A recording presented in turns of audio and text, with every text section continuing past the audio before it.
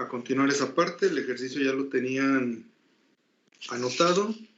Habíamos hecho el modelo ideal y práctico. En el práctico quedamos en que es idéntico al modelo ideal, en la parte únicamente de polarización inversa. Entonces, en el modelo completo apenas habíamos calculado la corriente en polarización inversa, que era la corriente que circula a través del circuito, porque ahora sí el modelo completo abarca una resistencia en inversa, ¿verdad? Pero es tan grande que la corriente que nos salió es muy pequeña. De ahí nos falta definir o nos falta calcular el voltaje de polarización inversa y el voltaje del diodo. Entonces, déjenme cambio la cámara. Bueno, cambio a la otra cámara para que puedan observar el desarrollo y que lo vayan anotando.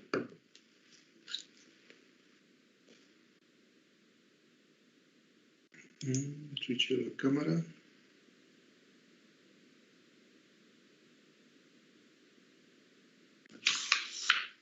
Creo que ahí se alcanza a ver la última parte, ¿verdad? Ya está bien. Bueno, por favor, me lo confirman para proceder.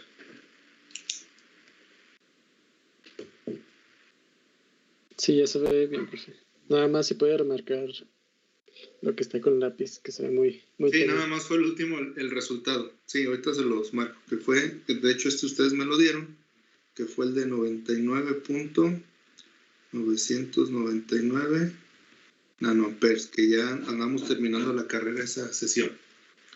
Gracias. Entonces, ya conocemos la corriente de la malla, que es la misma que pasa por la resistencia en inversa, la resistencia limitadora, y que retorna a la fuente. Entonces, lo que nos resta es calcular el voltaje R, que es el voltaje de polarización inversa, que es el que está entre el ánodo y el cátodo ahí presente en el diodo. ¿Cuál es el que está presente? El que tenga la resistencia en inversa. Acá.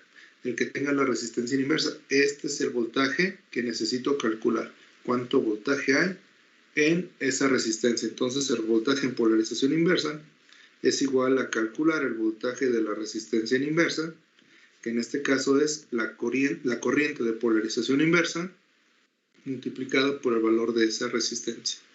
En nuestro caso serían los 99.999 nanoamperes que multiplican a la resistencia. Dijimos que la resistencia tiene un valor de ¿cuánto?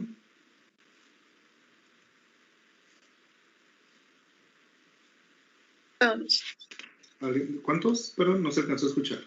10 megaohms. 10 megaohms. Efectivamente, tenemos 10 megaohms. Por lo tanto... ¿No eran 100? ¿Eran 100, no? A ver. No, sí, son 100. Les pido a ustedes para no tener que regresarme yo, pero... ¿Dónde lo anoté? Bueno, si ya me confirmaron 100, ya para no buscarle yo. Entonces son... Sí, pues ahí en operación anterior ahí dice.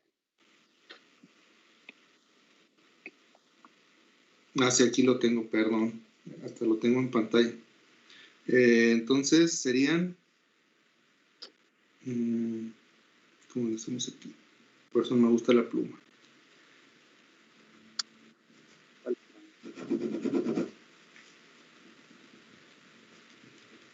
$100 megaohms, ¿sale? Entonces, por favor, hagan la operación y me dicen el resultado.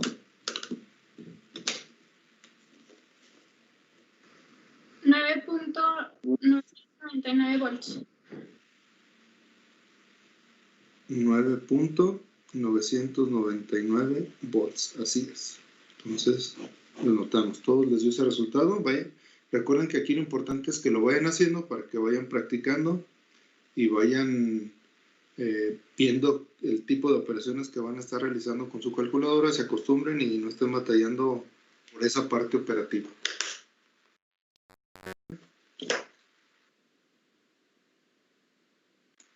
¿Alguna duda o pregunta hasta ahí?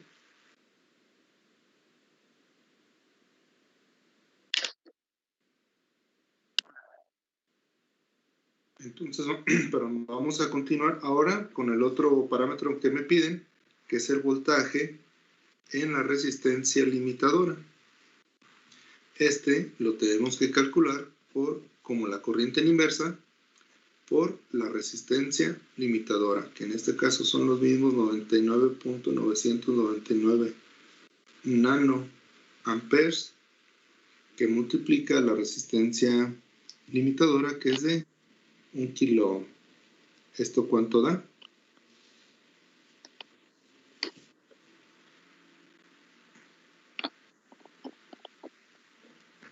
$99.99 microvolts. 99.999 microvolts, ¿sí? Entonces, ahorita vamos a hacer la tablita comparativa como le hicimos en la de polarización directa, para ver qué resultados obtuvimos y ver por qué sigue siendo usado más el modelo práctico que cualquier otro. Entonces, ¿de alguna duda o pregunta hasta aquí?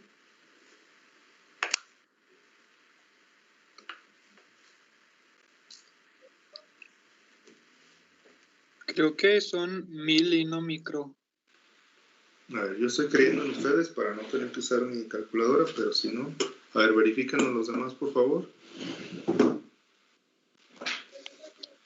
Según yo sí son micros, porque nanos es por 10 a la menos 9 y kilos por 10 a la 3, entonces te queda por 10 a la menos 6 y deben de ser micros.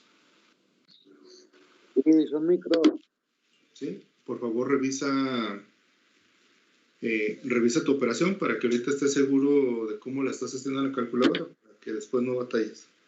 Si quieres, revísala y me espero un momento para que me indiques. Profe, ¿le puedo hacer una pregunta? Sí. Sí, ya, sí, está bien, sí, perdón. Sí, no. Por eso quiero que lo hagan ahorita, para que chequen bien cómo meter los datos a la calculadora, no hay problema. Mande, ¿quién me hablaba? Sí. Profe, es que yo me quedé con dudas acerca de lo que explicó la clase pasada. No escuché bien, porque el modelo práctico y el modelo ideal eran iguales. Porque así nos lo marca la teoría. Dice que para el modelo ideal y para el modelo práctico, la manera en que vamos a sustituir el diodo, o el equivalente eléctrico del diodo, es un interruptor abierto. Entonces, no hay diferencia entre un modelo y el otro. Pero así nos lo indica la teoría. Hasta en el modelo completo nos dice que es un interruptor abierto en paralelo con la resistencia en inversa. Pero, por ejemplo, ¿no influye que en el modelo práctico tenga un voltaje? Como un voltaje. Pues tiene el mismo que en el ideal. Si quieres, pongo la diapositiva para ver los dos modelos y tener ahí en la imagen de una manera más clara. Déjame, comparto las diapositivas. La diferencia, más o menos lo que yo entiendo que dice ella, es que por la resistencia, que si no hay un voltaje, pero como es un switch y está en serie con la resistencia, pues obviamente no pasa voltaje ni nada, ni corriente. Y como aquí está en paralelo con el switch, pues obviamente cierra el circuito en una parte. No sé cuál resistencia me diga ni cuál voltaje. O sea, en el modelo completo, que en el práctico. No es así. Ahí va la explicación. Ahí va. Aquí tengo en pantalla el modelo ideal. En polarización directa es un interruptor, como un cable. Por eso es que la corriente que pasa por ahí es la misma, es una malla, y el voltaje que hay entre sus terminales es 0. En inversa es un interruptor abierto, por lo tanto no hay circulación de corriente, pero sí hay voltaje presente ahí en las terminales del diodo, sin haber circulación. Y en el modelo práctico, en polarización inversa, no hay ninguna resistencia, no hay nada. Es simplemente entre ánodo y cátodo, es lo mismo. Es un interruptor abierto. No va a haber voltaje, pero no va a haber corriente, pero sí va a haber voltaje. Si se fijan, son exactamente el mismo circuito en inversa. Es un interruptor abierto, por lo tanto los cálculos son iguales. No sé si esa era la duda, o más bien era que no se acordaban cuál era el modelo en polarización inversa, no en directa, en inversa. Sí, era esa la duda, porque es que como yo me acuerdo que en la polarización directa tenía una fuente de voltaje y después el switch, yo pensé que en la polarización inversa se tenía que sustituir por exactamente lo mismo. No, o sea, sí se tiene que sustituir exactamente lo mismo, pero del modelo que estás analizando. Por eso es importante al principio ver en qué polarización está para saber cómo sustituirlo, si por el de polarización directa o por el de polarización inversa. Ok, gracias, profe. Sí.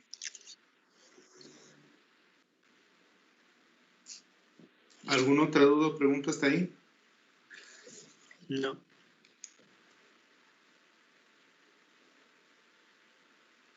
Bien, entonces vamos a hacer esa tablita para pasar a lo que sigue. Me cambio la hoja.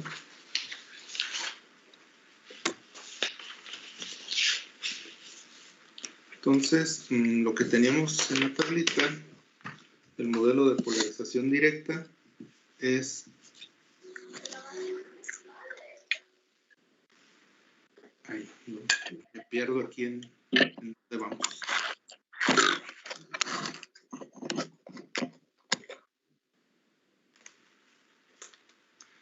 Entonces voy a tener el modelo, ya sabemos que es el ideal, es el práctico y el completo. Y nos piden la corriente de polarización inversa en este caso. La corriente de polarización inversa en el modelo ideal nos dio de 0 amperes. En el modelo práctico nos dio de 0 amperes, ya lo hemos visto, o es lo que estamos reafirmando ahorita, que el modelo ideal es igual en estos dos, en polarización inversa. Es un switch abierto, por lo tanto son 0 amperes. Y en este modelo completo vimos que la corriente fue de 99.999 nanoamperes. Muy, muy pequeña. Mínimo los multímetros de laboratorio los esteren, esos ni de chiste le detectan, ¿sale? O sea, es una corriente muy, muy pequeña que no le va a pasar nada a ningún circuito si circula de manera inversa esta corriente. Luego tenemos otro parámetro que era el voltaje de polarización, pero ahora el VR, que es el voltaje de polarización inversa.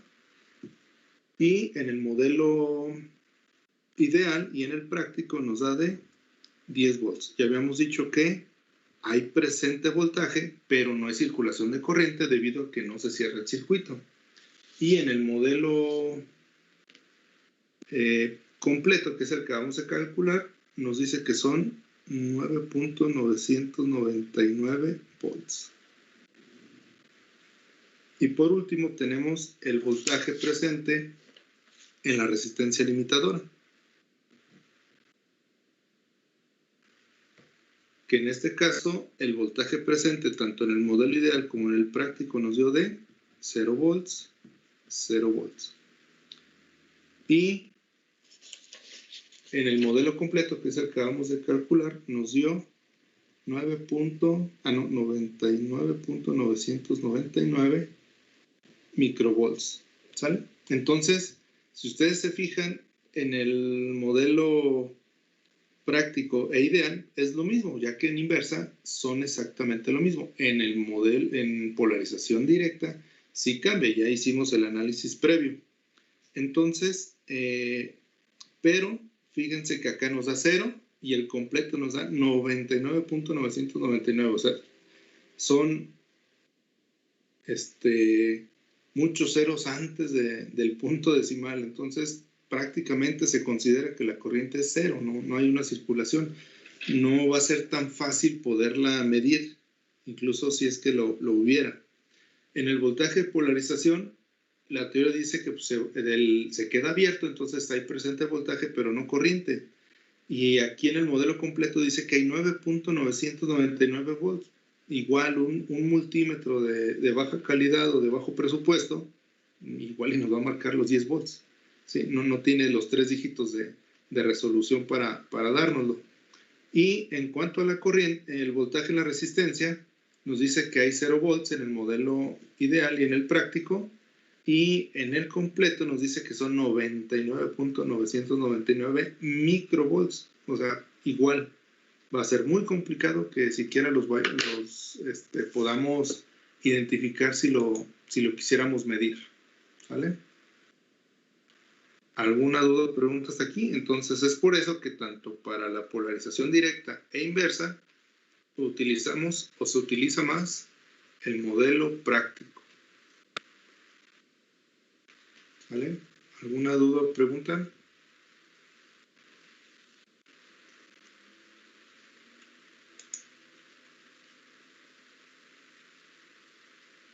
No, ninguna duda. Muy bien. Entonces, vamos a revisar, antes de seguir con algunos otros ejercicios, vamos a revisar la ficha técnica de un diodo. ¿Sí? Esa ficha técnica, igual para cada componente debe de haber una. Esa la debe de proporcionar el fabricante. Y nunca debemos de dar por hecho, nada más de ver el componente y su número de parte, que es una cosa u otra. Ahorita les explico el por qué ya cuando la tenga. Déjenme abro la ficha técnica en el PDF y se los comparto. Déjenme.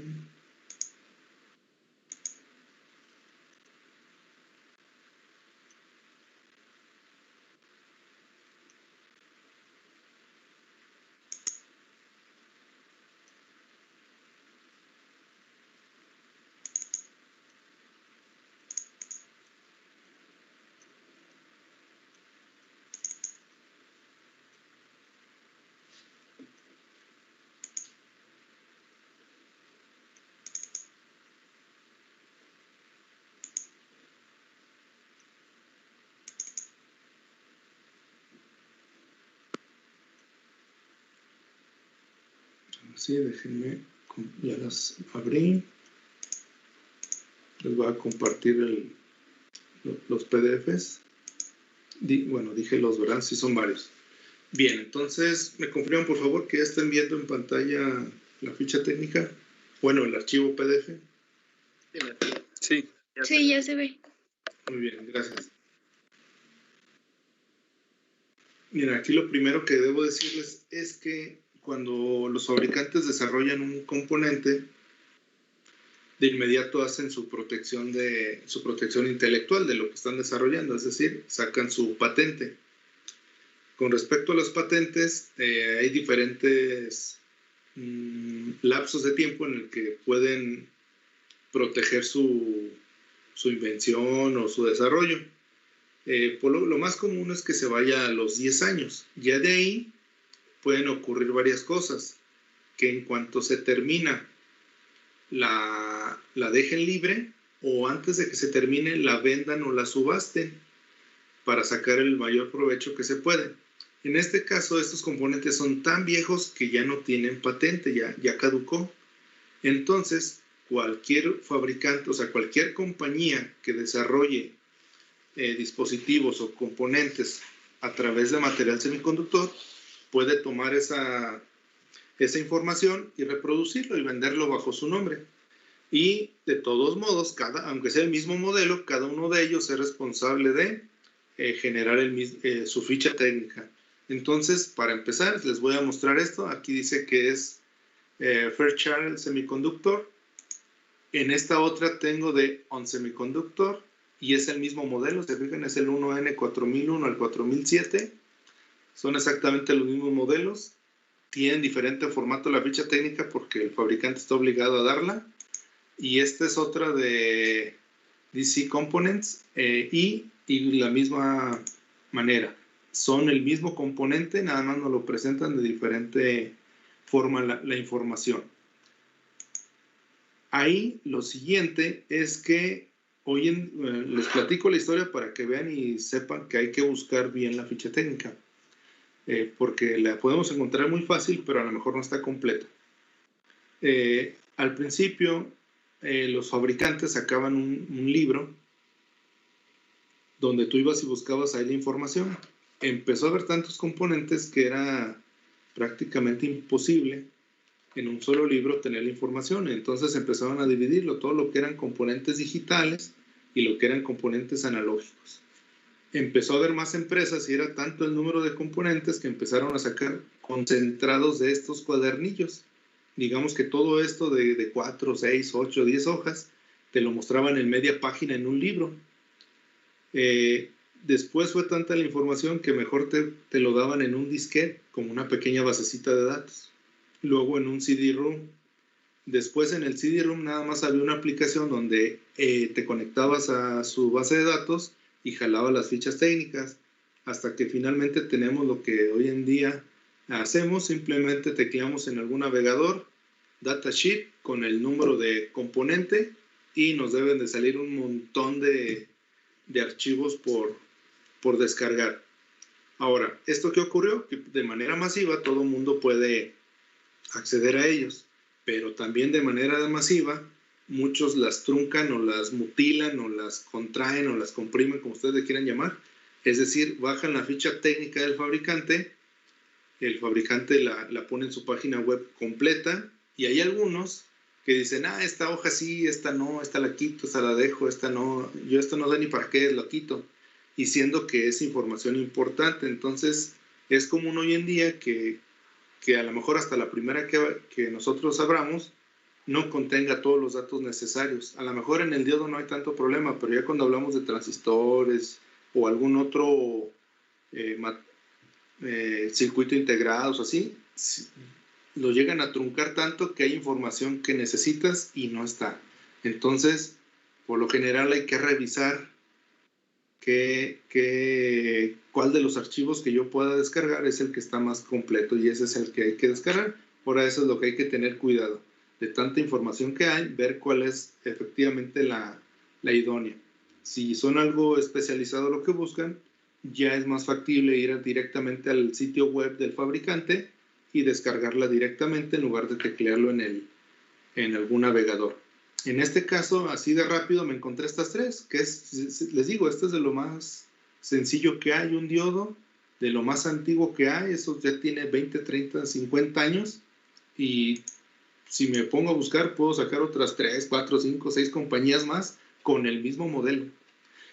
Cuando son componentes o dispositivos que todavía están bajo el resguardo de esa protección, de esa patente, simplemente la única que te vas a encontrar es la del fabricante, la del quien lo desarrolló, ¿sí?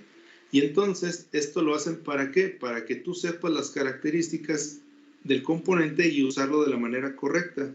Jamás el fabricante te va a decir, no, haz esto aunque se dañe. No, lo que ellos quieren es que tú sepas exactamente cómo funciona para que lo uses y a ellos se les venda y tú lo compres. ¿Por qué se los digo hablando de todo esto de la información?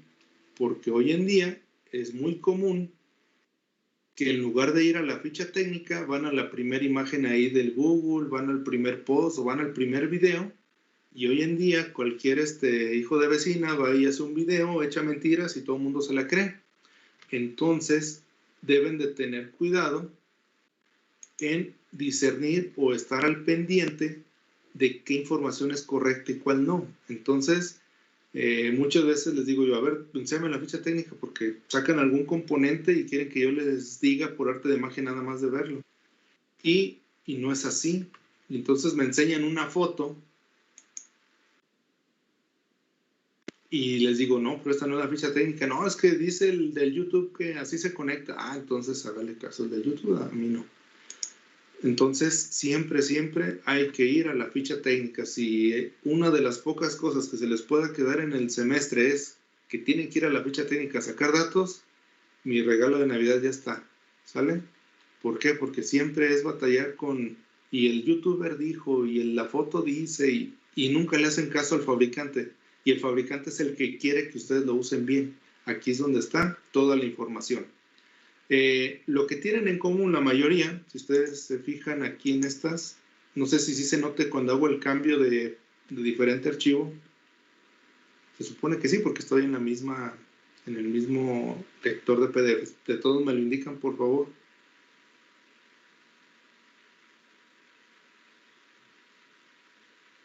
Sí, sí se cambió. Sí se cambia, muy bien, gracias. Que ya me ha pasado con otros que abro ventanas de un software y no se ven los cambios en el software.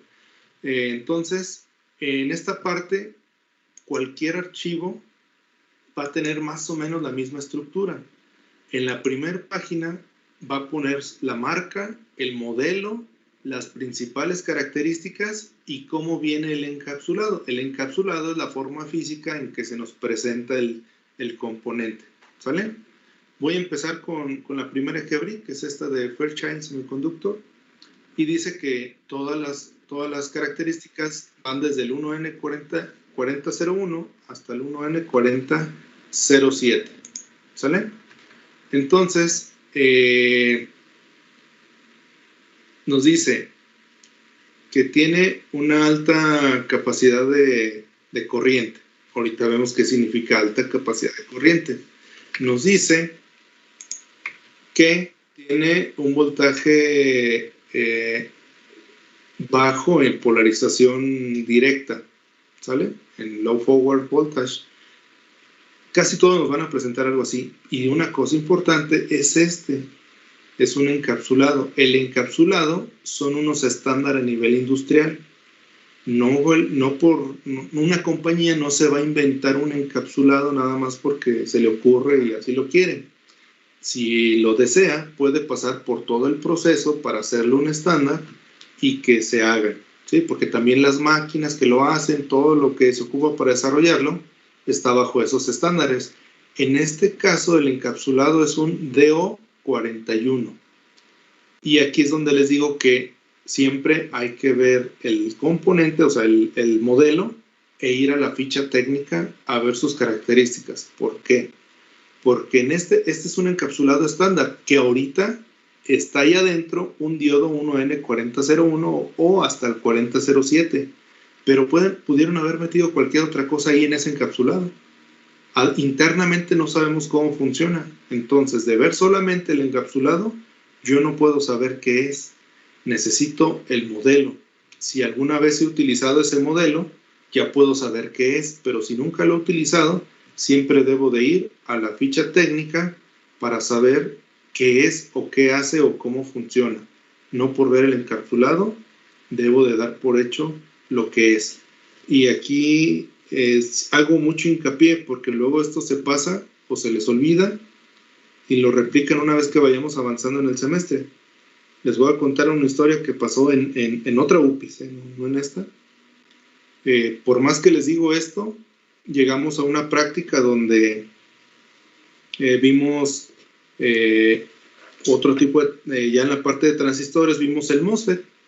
Igual, vimos la ficha técnica y les vuelvo a decir lo del encapsulado, qué tipo de encapsulado es, para que se fijen y que no de verlo quiere decir que es ese componente, sino hay que ver el modelo y sacar su ficha técnica para comprobarlo.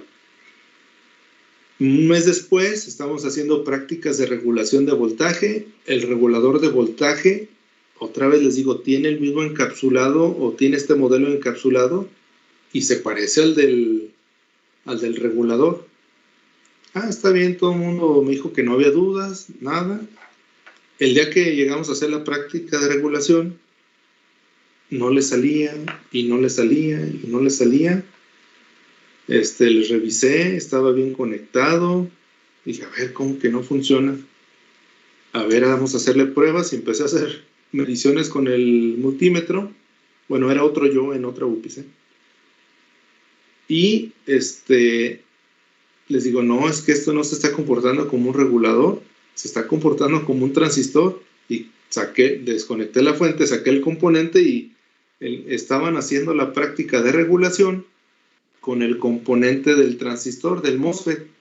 Dije, no, es que aquí se ocupa un regulador, es un 7805 y este es un IRF, ¿sabe qué? No, pero ¿por qué? Sí, bueno, lo que me respondió el chavo es, ¿pero por qué? Si se ve igualito y tiene las mismas patitas y está idéntico. Le digo, sí, pero el número de parte no, y fue lo que les dije desde un principio. Pues total que de ahí no lo saqué. Y desafortunadamente en esa otra UPIS, ese alumno, pues no terminó la ingeniería, ¿verdad?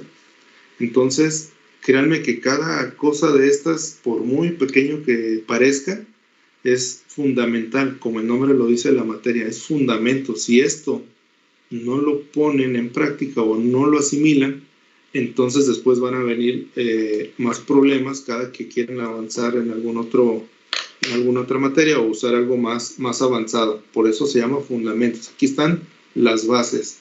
Entonces, un encapsulado no me indica el comportamiento interno de ese dispositivo. Siempre debo de ver el modelo y además debo de ver la ficha técnica para estar seguro de qué es lo que hace. A menos obviamente que haya trabajado con él y recuerde lo que hace. Pero siempre hay que tener presente la ficha técnica. ¿Alguna duda o pregunta hasta ahí?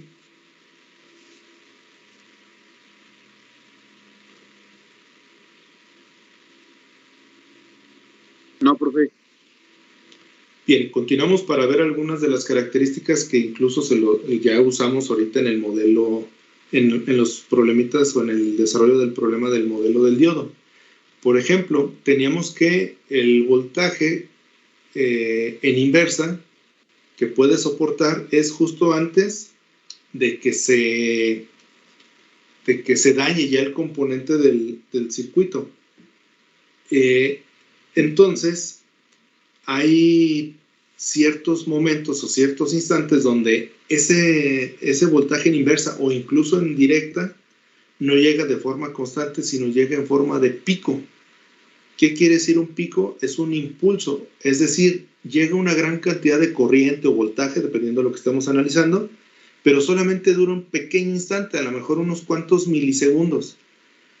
Eso también lo debo de tomar en cuenta, y ese es el primer parámetro que aparece ahí, que es el voltaje en polarización inversa, pero con un pico repetitivo, es decir, le pueden estar llegando picos desde 50 volts en polarización inversa al 4001 o de 1000 volts al 4007. Es decir, si ustedes están utilizando este diodo para configurarlo en polarización inversa y proteger un circuito de alguna sobrecarga o de algún cambio de polaridad, deben de identificar qué tanto voltaje o qué tanto es el pico de voltaje que va a recibir, como para poder seleccionar entre el 1N4001 o el 1N4007. Quizá ahorita en un diodo, digamos que la diferencia son 2, 3, 5 pesos de un modelo a otro, no es mucha. Pero va a haber componentes más especializados donde la diferencia entre comprar el que necesito y comprar uno sobrado solamente por no hacer el diseño adecuado, a lo mejor son 100, 200, 1000, 5000, 10,000, 20,000 pesos. Entonces siempre hay que comprar el modelo que corresponda a mi diseño, ¿sí? O sea, no hay un diodo malo, no hay un diodo bueno. Todo se debe de adecuar al modelo que estamos utilizando. Otro parámetro que nosotros vimos fue la corriente de polarización directa. La ponemos como IF y si se fijan, ahí está una IF. Aquí está. Esa IF me la da como un promedio, ¿sí? Average es promedio. ¿Qué significa? Que puede soportar que pase una corriente de hasta 1 ampere para cualquiera de estos modelos. Si ustedes necesitan que a través de ese diodo pasen 2, 3, 4, 5 amperes, este diodo no les va a servir para eso. Y eso no hace que este diodo sea malo, simplemente necesitan otro con otras características. Entonces, estos pueden soportar hasta 1 ampere de corriente directa. En el ejemplo que vimos, apenas llegaba a unos cuantos miliamperes, ¿verdad? Pero para aplicaciones de conversiones de corriente alterna directa, puede ser hasta 1 ampere. Y luego viene también una corriente de polarización directa, IF, pero tiene SM. Este es el equivalente a qué tan alto puede ser el pico de corriente. O sea, en un momento hubo un cortocircuito o una alteración en el suministro de energía y por un instante llegó más corriente. Este puede soportar durante 8.3 milisegundos hasta 30 amperes. Si dura más de esos 8.3 milisegundos, el fabricante no te asegura que vaya a soportar. O si le llegan más de los 30 amperes, tampoco. Entonces, todo eso hay que considerarlo. Si se fijan, dice que en un semiciclo de una señal senoidal. Y si nos damos en cuenta que en México, en Estados Unidos, que es donde normalmente salió todo esto en un inicio, trabajamos una corriente alterna a 60 Hz, el periodo de una señal de 60 Hz son 16.6 milisegundos, por lo tanto la mitad del ciclo son 8.3 milisegundos. Por eso dice que en 8.3 milisegundos te puede soportar esos 30 amperes como pico máximo, pero no más. Si es más o se sostiene, algo pasó y se va probablemente a dañar. ¿Sale? Y aquí viene las cuestiones de temperatura, donde yo les decía que esto también, desde un material semiconductor, no solamente al diodo, sino cualquiera que esté hecho a base de esto, puede tener alguna complicación o alguna alteración en sus parámetros. En este caso, estas no son ese tipo de características, las trae más adelante. Dice rango de temperatura, pero de almacenamiento. Es muy importante que lo vean. Quizá ahorita en un principio no sea tan importante ver temperaturas de operación, pero ya cuando empiezan a hacer proyectos un poco más elaborados, donde es que mi proyecto va a estar al lado de una fuente de calor, o incluso tiene que estar inmerso, o tiene que estar verificando el flujo de agua caliente, algo, sí se tiene que ver la temperatura, pero de operación, no la de almacenaje. Se pueden almacenar desde los 55 grados centígrados hasta los 175. O sea, esos los podemos tener donde sea y no les pasa nada. Otra que es la temperatura de la unión, también va desde los menos 55 hasta 175. ¿Qué quiere decir esa temperatura de unión? Que si nosotros abriéramos este encapsulado y llegáramos hasta el pedacito de material semiconductor que tiene material NiP y pudiéramos medir allá adentro la temperatura, esa temperatura o esa unión puede soportar estas temperaturas, pero no hacia el exterior, porque ya se fue disipando a través de todo este material que es un epóxico para que lo vaya disipando, no internamente. Ahí en junction significa que tiene que ser exactamente ahí en la unión de los materiales. Y aquí vienen las características eléctricas, por ejemplo, potencia de disipación. Este también es un parámetro muy importante. Aquí dice que son 3 watts, ¿sí? Entonces, la potencia de disipación nunca la debemos de rebasar en cuanto al voltaje y corriente se refiere. Es decir, si yo sé que puede soportar hasta 1 ampere en polarización directa, entonces debo de asegurarme que para que cumpla con esta potencia, cuál es el voltaje máximo que le debo poner para que no sobrepase la máxima potencia disipada o de disipación y se dañe, ¿sí? Y ustedes ya saben que la potencia es igual a voltaje por corriente. Entonces, si potencia son 3 watts y lo divido entre la corriente 1 ampere, entonces el voltaje de polarización directa máximo que le puedo poner entre sus terminales es de 3 volts. Si me paso de ahí, ya puedo dañarlo. O si yo necesito ponerle más voltaje al diodo por cierto motivo, entonces debo de asegurarme que la corriente multiplicada por ese voltaje que necesito no sobrepase estos 3 watts. Y eso es muy importante tanto ahorita como en la de los transistores que vamos a ver, porque muchas veces lo que vende es la corriente. Así como con un procesador lo que vende son los megahertz del reloj. Esto es lo que realmente a veces usan los fabricantes como gancho. Y no, tenemos que siempre ver no la corriente, sino la potencia que disipa para poderlo tener. ¿Sí? ¿Alguna duda o pregunta hasta ahí? Yo, maestro, tengo una duda. Sí. exactamente en la parte en la que dijo que el diodo puede aguantar 30 amperes de corriente por 8 milisegundos. Ajá. Esto, ¿podría repetirme en qué condición se da? Digamos, ¿en qué condición es capaz de soportar estos 30 amperes? Pues en eso, en cuando le llega un pico. O no sé a qué te refieres por condición. No, sí, creí que, no sé, tendría que estar como polarizado o en, Sí, o en aquí general. aquí dice, mira, corriente F. Y la F es de corriente de polarización directa. Entonces, estos datos son de una polarización directa. Aquí dice forward, polarización directa. Y eso indica que estando polarizada en directa, la de acá arriba, sin problemas, te soporta 1 ampere continuo.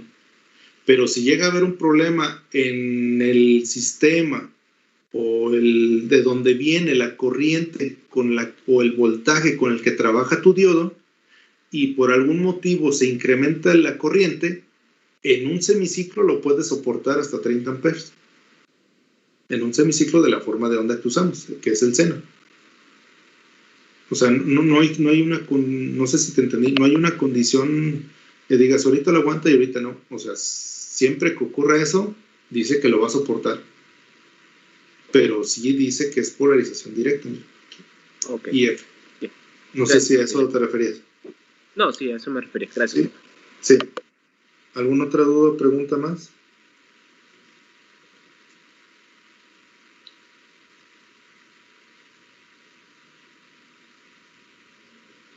Bien, si no, continuamos ya para ver algunas características. Cuando la ficha técnica, por ejemplo, en este caso nos indican que son desde el 1N4001 hasta el 1N4007, generalmente ustedes ya vieron que nos lo dan en forma así de tablita para saber los parámetros de cada uno de ellos. Cuando todos cumplen con lo mismo, nos lo dan simplemente así. Entonces, aquí nos vuelven a repetir. ¿Cuánto es el voltaje de polarización? El BF. Dijimos que para un silicio es de 0.7 y para el germanio es de 0.3. Pero les dije, todo depende del fabricante, por eso los modelos utilizan el de 0.7. Y ya sabemos que este material es susceptible a la luz y a la temperatura. Y la corriente que pasa a través de él genera temperatura. Entonces, ese voltaje va a depender de esa temperatura ambiente y de la corriente que esté pasando a través de él. Por eso aquí nos dicen voltaje en polarización directa a 1 ampere. El fabricante dice que nos va a dar hasta 1.1 volts entre sus terminales y no los 0.7 que siempre calculamos. ¿Sí? Por eso es importante saberlo, porque a lo mejor yo digo, quiero obtener cierta cantidad de voltaje a la salida y lo calculé con 0.7 y estoy utilizando 2 diodos. Pues 0.4 y 0.4 de diferencia ya son 0.8 volts y eso puede provocar que ya no funcione su sistema o su componente. En corriente dice IP, que es básicamente la corriente en inversa en un ciclo completo, dice que puede llegar a pasar en polarización inversa, 30 microamperes, pero que habitualmente a 25 grados centígrados, aquí está la IR a 25 grados centígrados, únicamente deja pasar 5 microamperes. Y aquí a mayor temperatura, más corriente, pero aún así son 500 microamperes. Entonces, eso nos da a entender que su resistencia en polarización inversa pues, es muy alta. Esos 5 microamperes, aunque circulen en sentido contrario, no es suficiente como para tomarla en cuenta y pensar que se va a dañar algo o que incluso la pueda medir de una manera rápida. ¿Sale? Entonces aquí tengo voltaje de polarización inversa, directa, corriente en inversa. Aquí nos da, dice, una capacitancia total. Entonces, un diodo o un material semiconductor no se comporta como una resistencia, sino que tiene un comportamiento que le llamamos de segundo orden. Mande. ¿Alguien habla?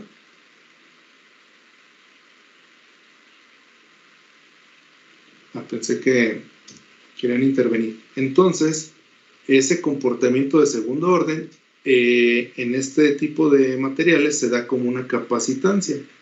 Es decir, no es constante, ¿verdad? Dependiendo de qué energía tenga, o sea, tipo de señal que le llegue, pues se va a comportar. Y entonces aquí me dice que tiene una capacitancia. Cuando yo le pongo un voltaje en inversa de 4 volts y una frecuencia de 1 MHz, puede llegar a tener hasta 15 picofaradios de capacitancia. Entonces, eso se convierte ese material, el modelado, es un sistema RC, resistivo capacitivo, o sea, un sistema de segundo orden, que me imagino eso es lo que están empezando a ver en circuitos eléctricos avanzados. Si se fijan, estas características nos las dan exactamente a una corriente, a cierta temperatura, bajo ciertas condiciones, ¿verdad? Por ejemplo, en el caso del BF, nos dice que a 1 ampere es 1.1 volt. Pero quizá yo no lo necesito trabajar 1 ampere, yo lo voy a trabajar a 500 miliamperes. ¿Cómo voy a saber cuánto vale mi voltaje de polarización en directa a 500 miliamperes? Entonces, aquí es donde les digo que muchas veces los que no saben, dicen, esas gráficas no le entiendo, quítalas. Acá hay más gráficas, no le entiendo, quítalas. Y se fijan, hay una sola hojita, nada más para decir de dónde la descargaron. Y no, en realidad las gráficas son de lo más importante que hay en el circuito. Entonces, en este caso, aquí es donde me dice la corriente de polarización en directa y qué temperatura va a alcanzar, o sea, qué temperatura va a estar ahí en el ambiente para ver cómo se afecta la corriente en polarización directa. Otro es, aquí es donde me dice, o es donde me debo de fijar, donde dice voltaje de polarización en directa contra corriente de polarización directa, o sea, el VF contra el IF. En la ficha técnica nos decía que a 1 ampere, o sea, 1 ampere está aquí, va a haber 1.1 volts. Se supone que debería estar hasta acá, ¿verdad? Pero allá dice, no nos decía la condición de temperatura. Aquí sí nos dice que la temperatura en la unión es de 25 grados y 30 microsegundos de un pulso que le dieron para ver cómo se comporta. Entonces, estas típicamente lo que nos hacen es venir a usar estas y decir, yo lo voy a trabajar a 800 miliamperes. Pues voy a tener lo máximo que le voy a poder poner son 200 miliamperes, ¿sale? O yo necesito que circulen 400 miliamperes, este es 400 miliamperes, mi voltaje de polarización va a ser como de 0.85. Pero la teoría dice que 0.7 es el del silicio, aquí está, y quiere decir que ese 0.7 se va a dar como a los 50 miliamperes, es decir, no es una constante, por eso es que es importante venir a revisar las gráficas y saber o aproximar mejor mis cálculos para poderlo diseñar de una mejor manera, después posteriormente comprobarlo con la simulación y después comprobarlo ya una vez que armo el circuito. Entonces, toda esta información pues es importante. Por ejemplo, acá está lo de la corriente en inversa y a diferentes temperaturas. Si en una gráfica no nos indica la temperatura, básicamente voy a dar por hecho que toda la prueba se hizo con una temperatura de la unión a temperatura ambiente y normalmente la temperatura ambiente la consideramos entre los 23 y los 25 grados centígrados, ¿sale? ¿Alguna duda o pregunta hasta aquí?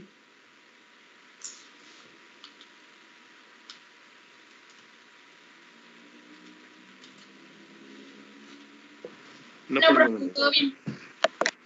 Entonces, aunque parezca ahorita merolico, créanme que todos estos parámetros, todo esto se necesita para leer cualquier ficha técnica. Ahora, no hay fichas técnicas en español, entonces yo espero que ya tengan algo de conocimiento en el idioma inglés, y si no, aunque les exijan en la currícula nada más tres niveles, pues siempre no está de más que lo empiecen a estudiar desde ahorita para que terminen antes de salir, porque muchas veces hasta en lo laboral les importa más a veces que sepas inglés a que seas experto en tu área. Ellos lo que quieren es que te puedas comunicar y que si además sabes del área ya lo hicieron. Entonces también no lo echen a saco roto lo del idioma. Sí, todas, para bien o para mal, están en inglés. Yo en lo particular no me gusta, pero se utiliza para todo, entonces, ni modo. Y aquí esta ya no trae nada. Esta ficha técnica le falta mucho, aunque sí trae algunas curvas, le falta mucho. Nada más así de corridito, vamos a ver alguna otra para decirles más o menos qué le faltó. Aquí está. Igual me dice el encapsulado, que este ya me dice hasta qué tipo de plástico es, cómo se hace. Viene incluso las características mecánicas. Aquí es donde yo les decía que ese negro que lo cubre es un material epóxico. O sea, esto ya es más profesional, ya trae más cosas. Te dice que no te lo venden de a uno, sino en cajas de a 3000 partes nada más. O sea, esto es para quien lo quiere importar, etcétera, o hacer mucho, o tiene muchas tarjetas por hacer y que utilizan este dispositivo. Te dice cómo viene marcado el componente, te dice lo que significa la A, que es donde lo ensamblaron, el número de parte con la E, dice el número de parte es el 1N4000X y la X significa cuál es el 1N4001, el 4007. Ya saben que ahorita de lo que vimos, básicamente lo único diferente era la cantidad de voltaje en polarización inversa que soporta. La YY significa el año, el W significa la semana del año en la que se fue trabajado o fue fabricado, y pues ahí nos dice si eso no libre de algún componente tóxico, plomo y algunos otros que se llegaban a utilizar en la industria de la electrónica. Aquí igual nos presentan los parámetros. Ya no me voy ahorita a meter tanto en esto, lo que quiero que vean es qué le hizo falta a al otro, perdón, con respecto a este. Si se fijan, aquí en las tablitas, por ejemplo, en el de voltaje de polarización, el VF, en el otro únicamente nos marcaba un valor a 1 ampere, y aquí no lo dice, ¿verdad? 1 ampere con una temperatura en la unión de 25 grados. Pero aquí nos dice esa TYP, que es típico, o sea, típicamente en este diodo hay punto 93. No importa si es más o menos del ampere. Es decir, en lugar de utilizar el punto 7, podríamos utilizar el punto 93. Como máximo puede o permite 1.1 volt, que sería a estas condiciones de 1 ampere a 25 grados. Incluso hay algunas fichas técnicas que nos dan mínimo, típico y máximo, ¿sí? Para que tú sepas en qué rango va a estar ese parámetro de tu componente. Y si no sabemos o si no estamos ahorita seguros, todo lo podemos agarrar como el sistema típico, ¿sí? Para no irnos a los extremos de mínimos o máximos. Igual, esto debe estar representado en la curva característica. Muchas veces así nos lo presentan con mínimo, típico y máximo. Y siempre nos van a dar las unidades. Aquí están las gráficas. Se fijan aquí, aquí en el otro no nos daban voltaje de polarización inversa. Ah, no, sí nos lo daban, aquí está. Y aquí nos dan la curva del voltaje de polarización directa contra la corriente en directa. Y si se fijan, no nada más nos dan una, nos dan 3 para saber a qué temperatura o cómo afecta la temperatura en la unión al momento de usarlo o calcularlo.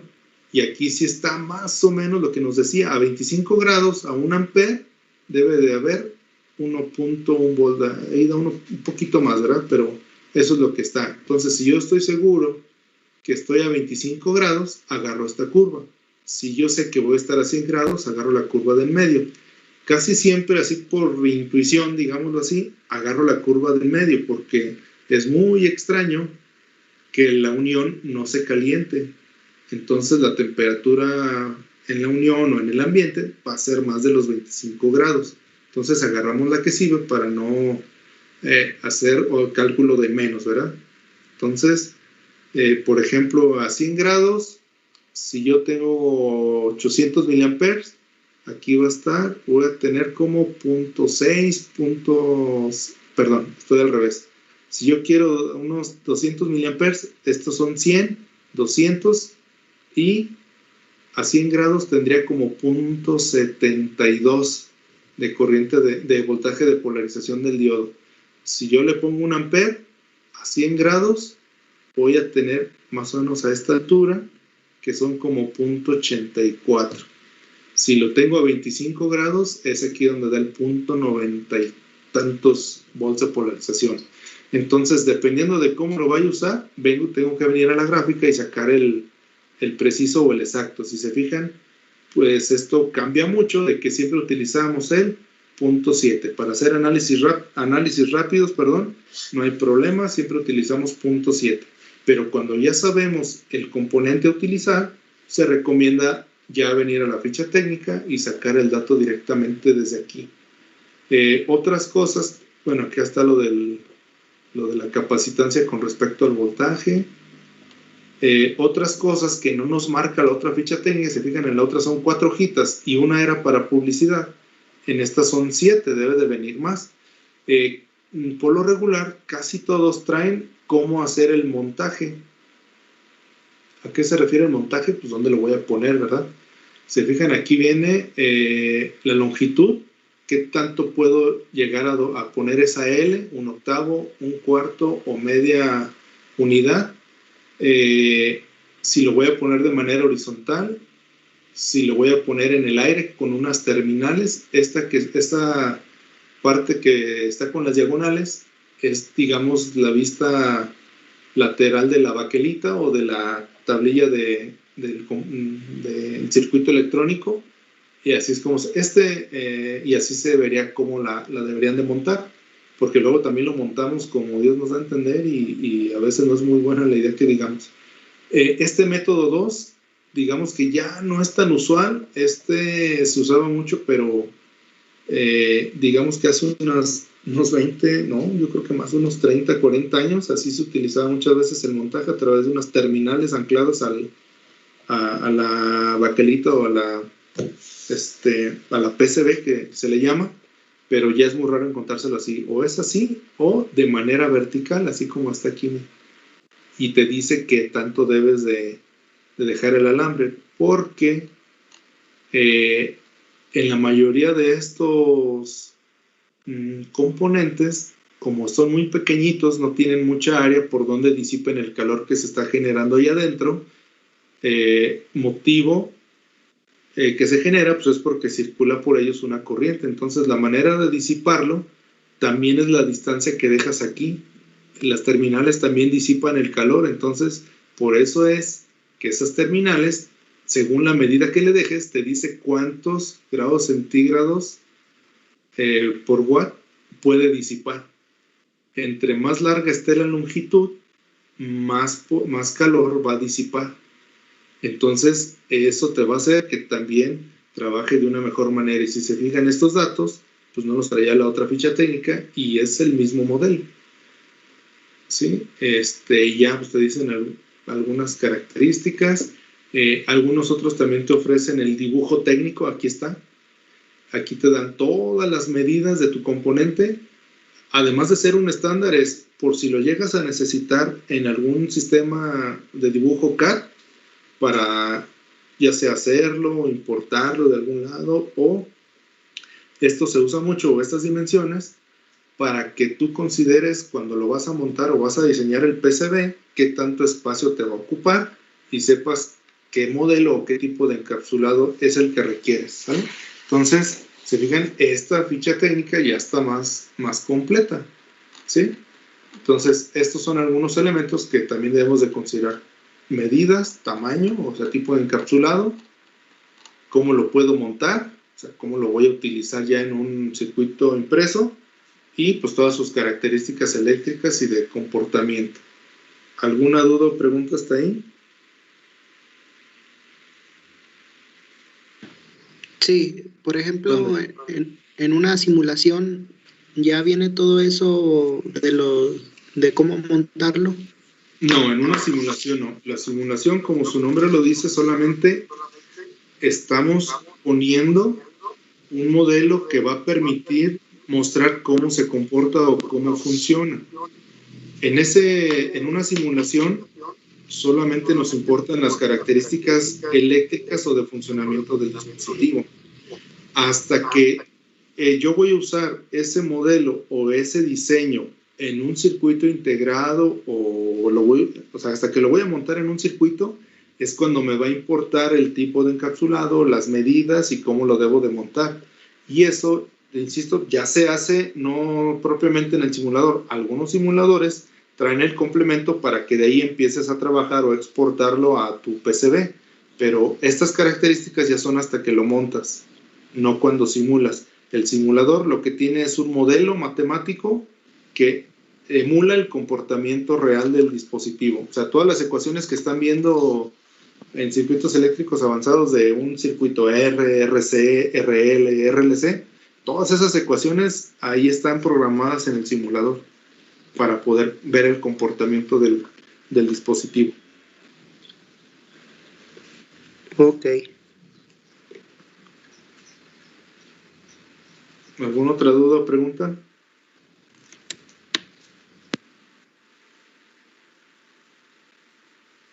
Sí, entonces, todo eso pues lo tienen que ir tomando en cuenta de a poco. Ahorita, recuerden, estamos en fundamentos, ya después llevarán otra materia que es simulación electrónica y diseño de circuitos impresos, donde sí hay que tener en cuenta, además de todo el comportamiento eléctrico y que si ya se simuló y ya sabemos que funciona, además hay que tomar en cuenta todas esas características para poderlo implementar en un circuito impreso.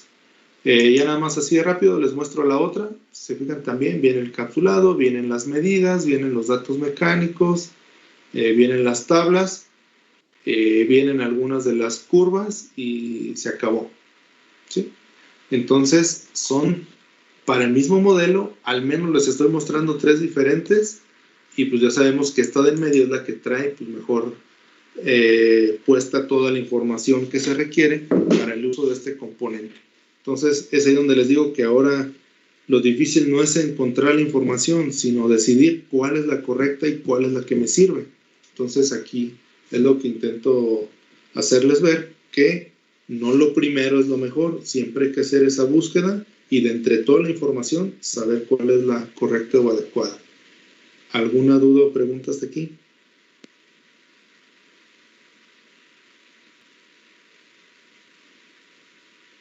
Profe, Mande. entonces, primero a la hora de hacer un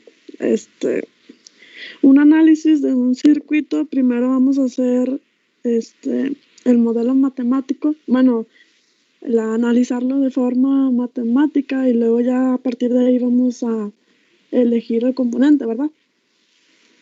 Bueno, no tanto el comportamiento matemático, sería el comportamiento eléctrico. Bueno, hacer los cálculos y todo eso. Ajá, hacer los cálculos. Si ya sabes tú las características, entonces es buscar el modelo, buscar la ficha y hacer los cálculos ya con los datos sacados de la ficha. Si no, agarramos los que hemos estado agarrando, que el silicio es a 0.7, su voltaje de polarización directa, y con eso hacemos todos los demás cálculos. ¿Sí? Okay. Sí. O sea, puede ser que ya te lo den y lo buscas y lo pones. O si no te lo dan, agarras el que tienes y a partir de ahí ahora sí buscas el componente y digamos que te regresas un poco a rehacer cálculos, pero ya con los datos precisos del modelo que vas a usar. Ok. Sí, está bien, muy bien. Gracias. Sí. Todo depende del ejercicio. Ahorita vamos a hacer uno donde no nos dan datos, nada más nos dan el modelo, para precisamente ver esa otra parte. ¿Alguna otra duda o pregunta?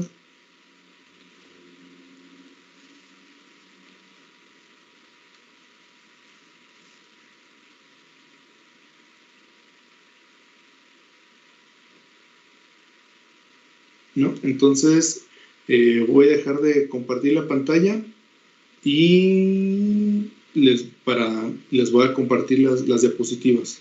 Bueno, antes de dejar de compartirlas, digamos que la ficha técnica de un diodo es la más sencilla. O sea, no puede traer 100 hojas porque nada más es un elemento que o deja pasar la corriente o no la deja pasar bajo ciertas características como lo hemos visto en la teoría. Pero ya cuando empezamos a hablar de transistores, microcontroladores, son unos libros, las fichas técnicas, por ejemplo, de un microcontrolador, a lo mejor su ficha técnica es de 100, 200 hojas. Y muchas veces los libros que te encuentras de tal micro o de tal cosa, pues no son más que la traducción al español y un poco más de ejercicios de lo que viene en la ficha técnica, pero básicamente todo debe estar en esta ficha técnica. Nada más para complementar, incluso ustedes, bueno, aquí dejé la parte del montaje. Hay algunos componentes que te los mandan sellados de cierta manera para que no se oxiden en el camino, porque esa oxidación les afecta. Antes de ser montados les puede llegar a afectar. Alguna vez pedí unas cosas de un proyecto y ya cuando llegó, pues llegó en una bolsa con así, ¿sabe? No se veían, no le pegaba la luz, no entraba nada, ni humedad, todo. Y entonces en ese sobre traía una parte donde venía una hoja, ya la saqué. Entonces decía que una vez abierta cómo lo pusieron para transportarlo. Si fijan aquí dice que el transporte son en bolsas de 300, 500 o 1000 componentes. No, aquel era una bolsa tamaño de una hoja de papel tamaño carta, y nada más venía un solo componente. Y decía que si lo abría, no tenían que pasar más de 72 horas para montarlo en el circuito o en la placa de circuito impreso donde se va a utilizar, porque si lo abro y no lo monto, se empieza a oxidar al momento de generarle temperatura con el cautín o con la soldadora de montaje superficial que tengan, lo que sea. Ya no aseguraban que estaba trabajando de manera correcta. O sea, hay algunos tan especializados que hasta la humedad les puede llegar a afectar, tanto en el transporte como a la hora de montarlo. Entonces, siempre es necesario, insisto, ir a la ficha técnica. Ahora sí, déjenme dejar de presentar o de compartir la diapositiva, perdón, la ficha técnica, y les voy a compartir otra vez las diapositivas.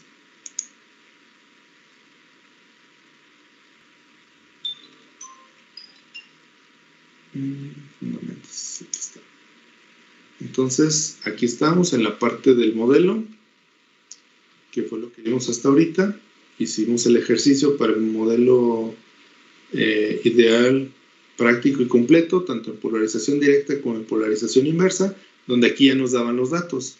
Ahora vamos a hacer un ejercicio donde nos dice que calculemos todos nuestros voltajes de polarización directa, la corriente de polarización directa del diodo cuando esa corriente alcanza 500 miliamperes, y debemos de nosotros calcular esa resistencia limitadora, y no nos dan otros datos, no nos dicen cuál es la resistencia inversa, no nos dicen cuál es la resistencia dinámica, simplemente nos dicen que es el 1N4001 y nos dan el circuito, ¿sale? Entonces, todos los datos que en el ejercicio anterior ya nos daban, ahora no nos los dan, los tenemos que sacar de la ficha técnica para poder calcular todo eso que nos piden, que básicamente eso es hacer diseño.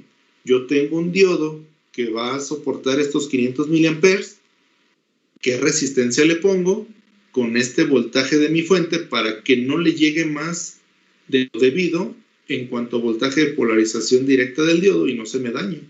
Para eso es la resistencia. Entonces, ahora hay que calcularlo. Digamos que estos son los primeros esbozos de hacer diseño y no nada más conectar y rezar para que funcione y no se queme. ¿Sale? Me espero a que lo copien para sacar los datos.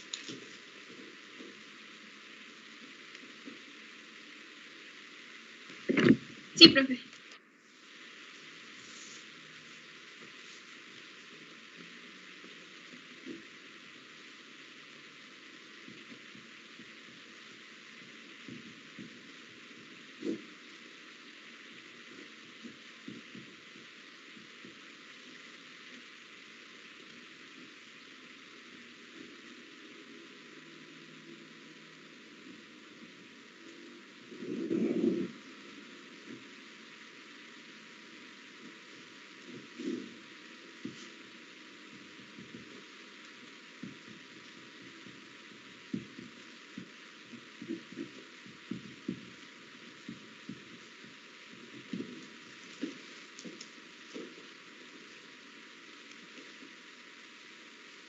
Ustedes me indican para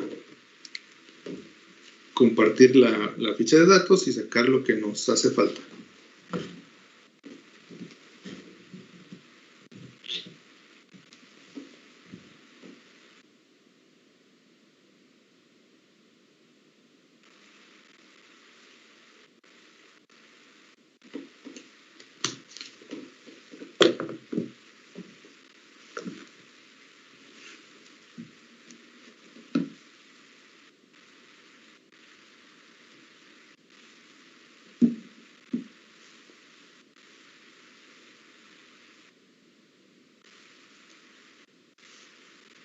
¿Listo? ¿Ya lo tienen? Sí, profe. Permítame un poquito, profe. Sí, está bien.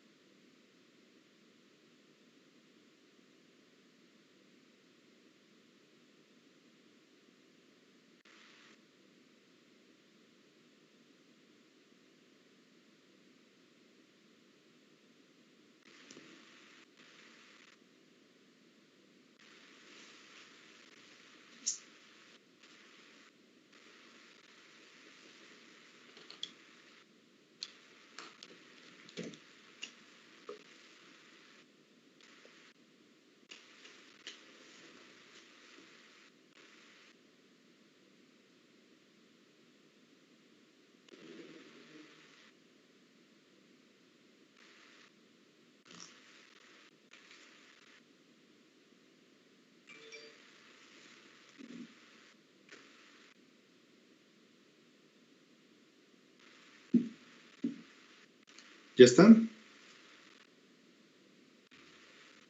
Sí, ya está.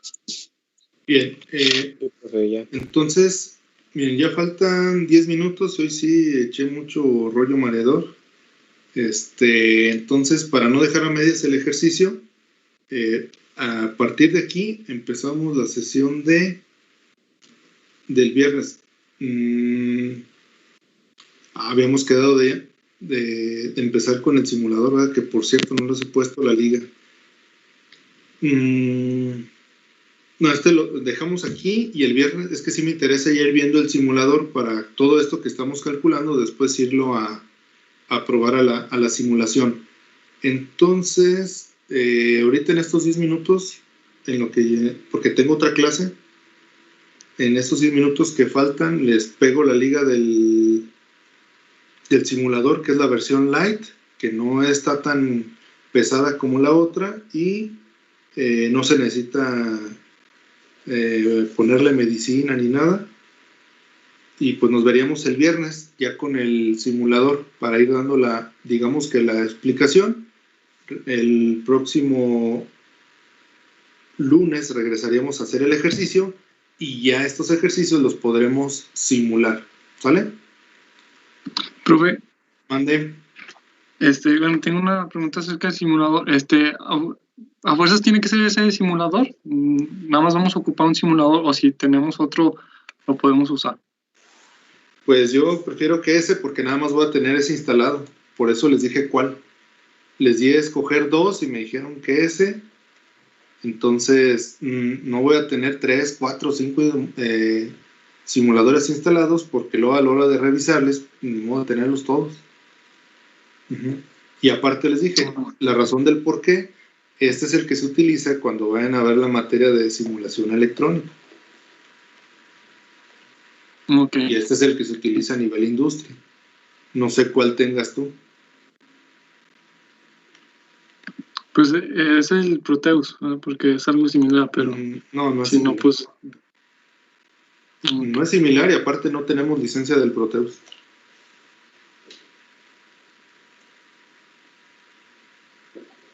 Sí, entonces tiene que ser o yo les voy a escoger otro que también es libre, pero en general pues es el que vamos a usar. Entonces ahorita se los publico en la liga aquí en el Teams para que lo instalen y lo tengan listo para el viernes. Si no hay otra duda o pregunta, pues nos vemos. Profe. Mande. Gracias, profe. ¿Ya consideró lo de pasarnos las diapositivas? Sí. Desde un principio les dije, pero todavía no se las paso. Ah, genial. No, es que, pues, se fijan, ni siquiera les he cargado por ejemplo, las diapositivas de la primer de la primera sesión donde vienen los temas, las políticas, no se los he puesto porque no me da chance. Tengo un montón de clases y apenas quiero una y ya no está. O sea, contesto un correo y me llegan 4, contesto 2 y me llegan 10 y no me da chance de todo, pero sí, aún cuando yo se las ponga, no todo lo que hacemos va a estar en la diapositiva. Los desarrollos de los ejemplos no están en las diapositivas. Muchas cosas de las que yo les digo no están en las diapositivas. Estas nada más son una guía para ir dando el conocimiento o el tema completo. Sí, no. Gracias. Ajá. Sí. O sea, sí, nada más que todavía no he puesto muchas cosas ahí en el Teams todavía, pero lo del software sí me urge y ahorita mismo se los pongo ahí. Ok, está bien, gracias. Sí. Disculpe, profe, entonces el viernes nomás vamos a ver lo del simulador y el lunes vamos a ver el ejercicio, el ejemplo como tal. Si termino antes, empezamos, o sea, si termino de dar la explicación del simulador, vamos a hacer el ejercicio y hacerlo de una vez. Ok, no, sí, ya, gracias, profe. Dices, ¿para ver si faltas o no? Okay. No, nomás, para ver si bien. Sí, no, o sea, depende de qué tanto tiempo nos llevemos. A lo mejor yo lo puedo explicar en 5 minutos, pero si hay dudas, pues lo seguimos ampliando. A lo mejor me lleva 1 hora y no hay dudas y empezamos con el ejercicio. No, está bien, profe, gracias. Sí, muy bien. ¿Algo más?